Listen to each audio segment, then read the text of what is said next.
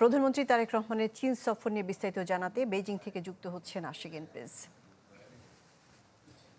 Prince, চীনের প্রতিশ্রুত পুরনো বেশ কিছু প্রকল্প এখন আটকে আছে। এই নতুন যে চুক্তিগুলো হবে সেগুলোর পাশাপাশি এই পুরনো প্রকল্পের জটগুলো খুলবে কিনা আর প্রধানমন্ত্রীর কর্মসূচির বিষয়ে জানাবেন। প্রধানমন্ত্রী তারেক রহমানের রাষ্ট্রীয় সফরের যে আনুষ্ঠানিকতা সেটি এরই মধ্যে শুরু হয়েছে। তিনি এখন বেইজিংয়ে রাষ্ট্রীয় অতিথি ভবনে অবস্থান করছেন।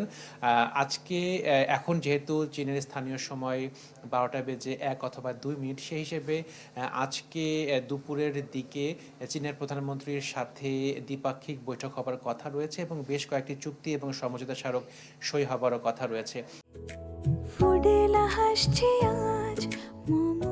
ফুডেলা একটি নাবিল পণ্য।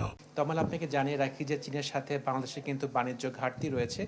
সেই ঘাটতি পূরণে এই যে দ্বিপাক্ষিক বৈঠক হবে সেখানে প্রয়োজনীয় কোনো আলোচনা হবে কিনা সে বিষয়ে কিন্তু বৈঠক না হওয়া পর্যন্ত কিন্তু আমরা বলতে পারছি না। একই সাথে বাংলাদেশে চীনের ব্যাপক বিনিয়োগ রয়েছে, বিভিন্ন প্রকল্পে বিনিয়োগ রয়েছে এবং প্রকল্পগুলোতে অর্থায়ন কীভাবে হবে এবং আরও নতুন কোনো প্রকল্প গ্রহণ করা হবে কিনা সার্বিক বিষয়গুলো নিয়ে মূলত সেই দ্বিপাক্ষিক বৈঠক আলোচনা হবে এবং দ্বিপাক্ষিক বৈঠক আলোচনার পরই মূলত বেশ কয়েকটি সমঝোতা স্মারক সই হবার কথা রয়েছে। যেহেতু প্রধানমন্ত্রী হিসেবে শপথ নেবার পরে প্রধানমন্ত্রীর প্রথম চীন সফর, সেই হিসেবে সবার আগ্রহ রয়েছে আসলে এই সফরের আউটকাম বা ফলাফলটি কী হয়।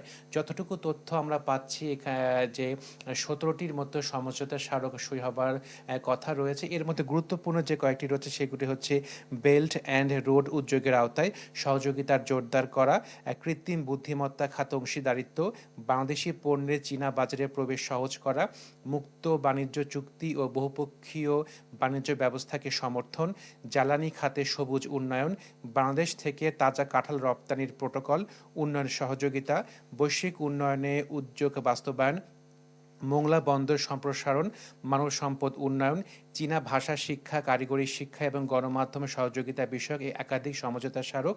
এবং এই